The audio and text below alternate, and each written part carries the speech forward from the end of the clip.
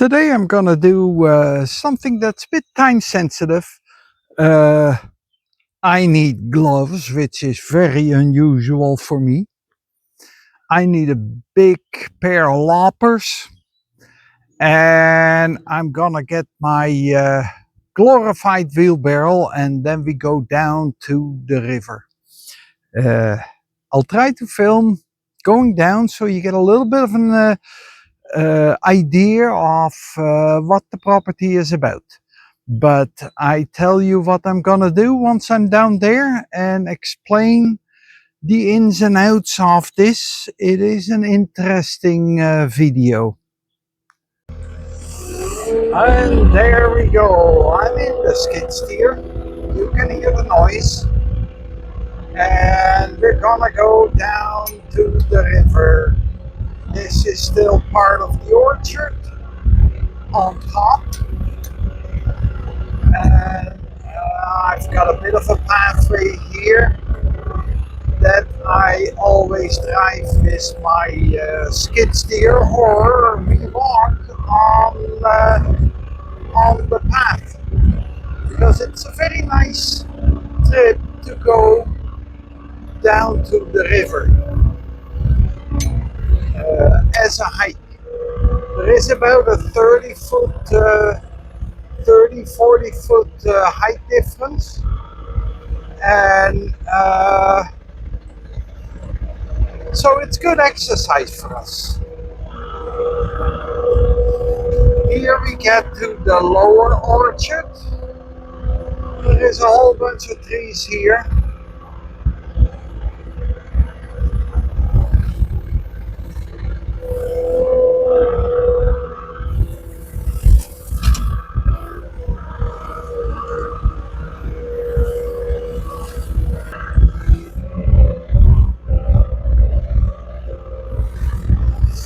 It is kind of wet. Water is seeping out of the hill. It's on the same spot where the well is. And here we go into the forest. This is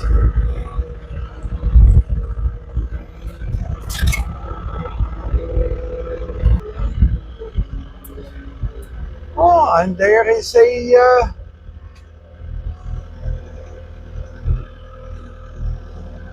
kind of a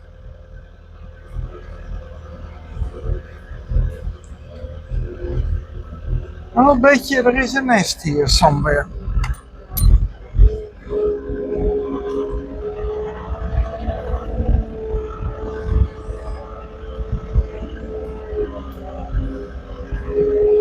There is some very nice trees here. I call this cedar my spirit tree. And if you look at how large this one is, it is just a gorgeous tree to reflect on life. It's a beautiful tree.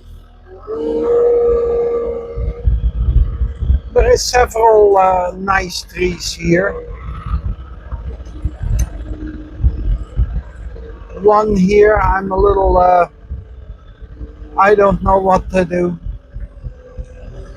It is this tree. You don't see, you only see half, because the other half is leaning the other way. But they're splitting apart here at the bottom. And yeah, I'm always at awe when I come down here and I see this. I will get off the machine.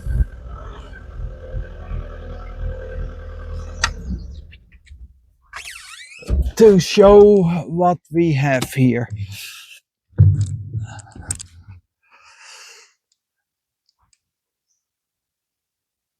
It is dead silence. You have the birds. It's a beautiful river. It is a tidal river. The water goes up and down. Oh, half a meter to 75 centimeters. And it is beautiful out here.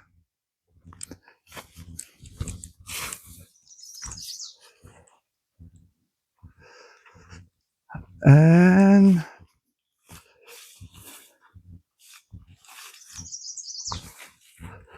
here we get to what we are looking to fix.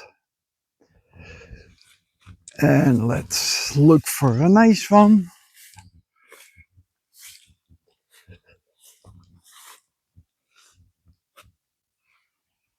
Giant Hogweed.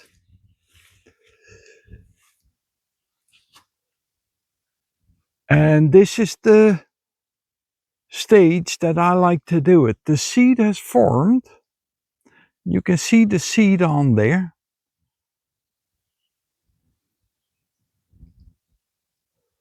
But it is still on tight. So when I move this, they won't fall off. So giant hogweed. The Latin name is Heracleum.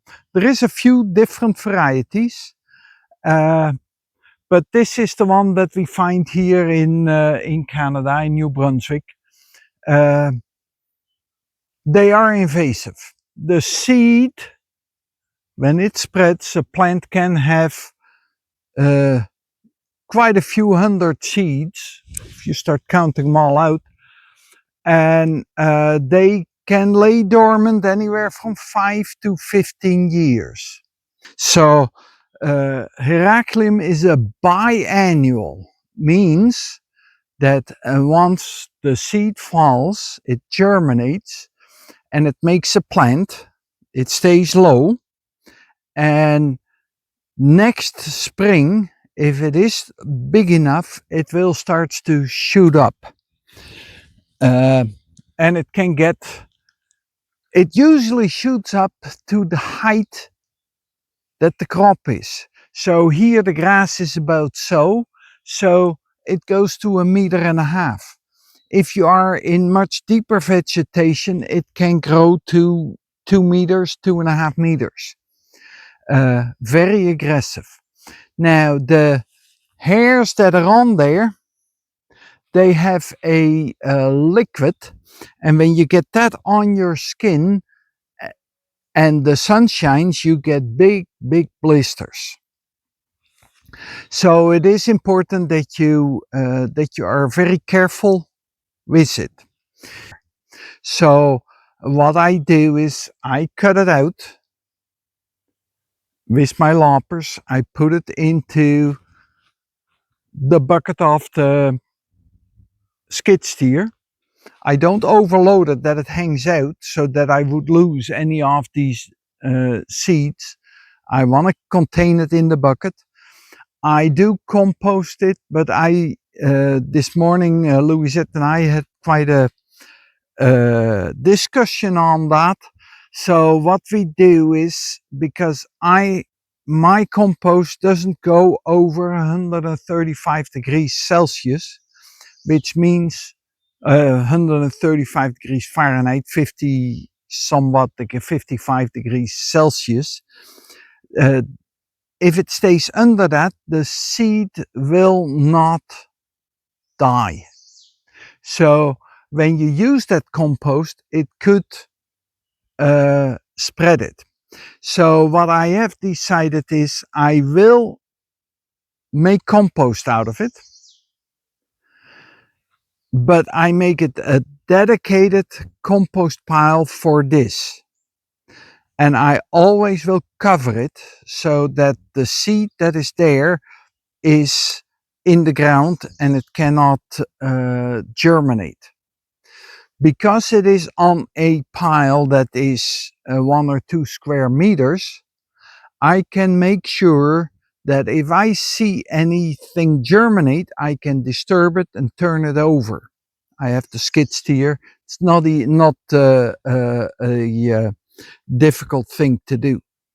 So, but that way I can contain it. If I let this go to seed here, then I have thousands of seeds here that will really quickly take over this beautiful river edge and marshland that we've got. So that's why I do go after it. I will collect it, put it on a pile, rot as much as possible away, and I keep a close eye that I don't make another area where we have this invasive plant give us another headache. So here we go. I have my loppers. I will go down and cut them at ground level. Make sure you don't get them on you.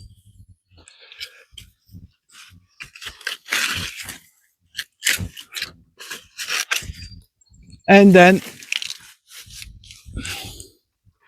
I pick up the stems and they go in the bucket. It is a bit of a job, but it is satisfying to know that I'm working on eradicating this noxious weed. And the less I have, the less I have a chance to get in contact with them.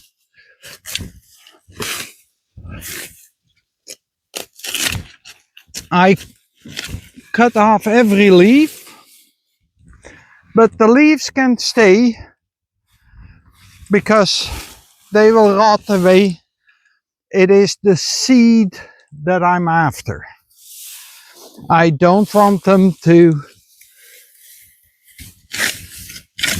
propagate.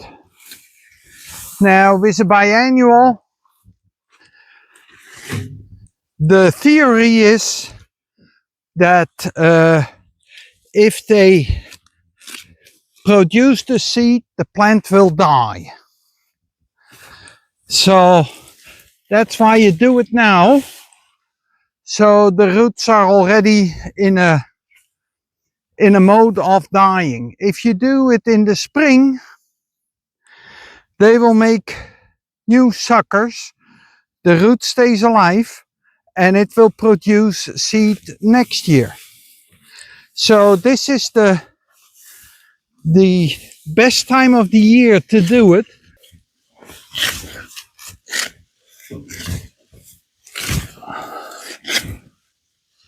Now,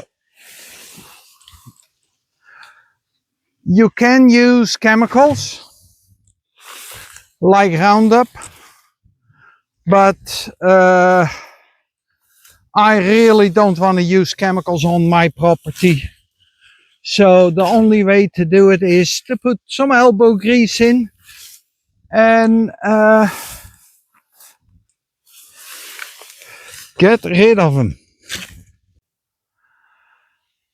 As you can see, the stuff is tall here. It is a real jungle to see all of this grass grow. And in between this, we've got the giant hogweed. I've cut yesterday quite a few buckets and I survived. So you can see that when you do this and you take your precautions, you make sure you don't get it all over your face. You have good gloves on, then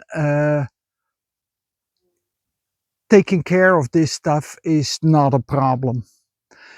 It is really amazing when the grass is this tall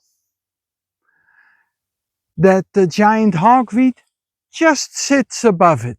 So you can always see it. It's never in there. It is always just above it. I've got a good example here just a little farther out. I will go a little closer so you can see it. But yeah, they're just above it. And by just doing it every year, meticulous, you will get rid of the infestation. Of course, when I bought the property, I didn't know that this was here, but I found them, and after a few years of neglect and a lot of seed accumulating on the ground, it will take me 5 to 10 years to really make sure that the infestation is down. And it's just part of building utopia or creating utopia. So if you like this video, please like and subscribe. It really helps the channel.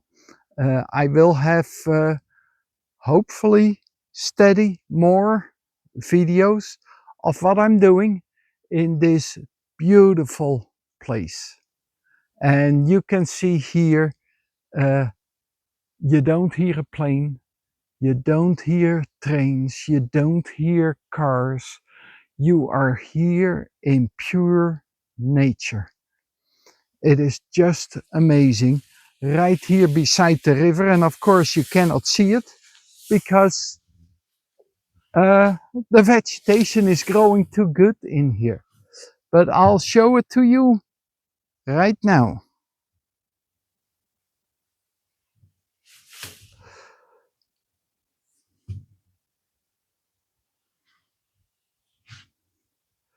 Now you see that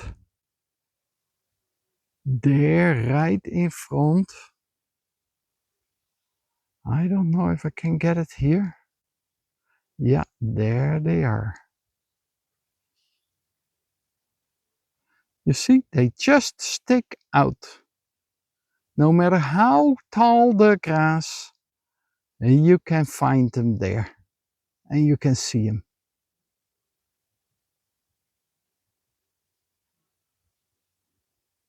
But isn't this gorgeous? And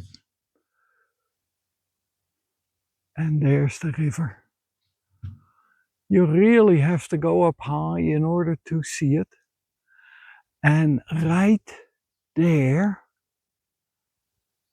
that is a beaver lodge. We have beavers here on the river. I see often trails going in and out here that the beavers go. I do have trees that are cut down, and it's okay. We live with nature.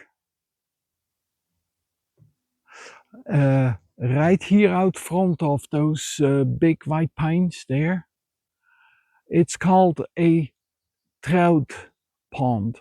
It's deeper there and it's good for fishing. I haven't caught any, but the only thing that I am catching, and I'm really happy with that, is 10-pound relaxations and 20-pound peace and quiet. But isn't this beautiful?